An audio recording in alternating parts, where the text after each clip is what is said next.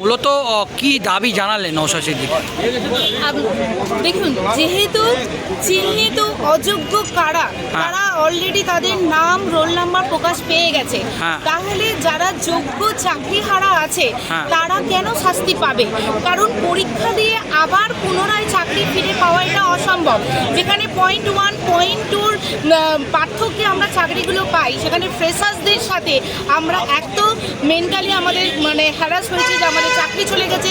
তার মধ্যে এত ফাস্ট সিলেবাস এই কদিনের মধ্যে স্কুল করে কমপ্লিট করা সম্ভব নয়। সেটা অর্ডিন্যান্সের মাধ্যমে বা বিধানসভায় বিলের মাধ্যমে কিভাবে যোগ্যদের পুনর্বহাল করা যায় তার লিগ্যাল অ্যাসপেক্ট আছে, আমাদের লয়াররা বলেছেন। সেরকমই লিগ্যাল পয়েন্ট আমরা তুলে ধরেছি যে এটা কিভাবে এগোনো যায়। আজকে আর কার কার সঙ্গে দেখা করবেন? যতজনের সাথে দেখা করা সম্ভব হবে আমরা চেষ্টা করবো সবার সাথে দেখা করতে। আপনার নামটা বলুন। সঙ্গীতা সাহা।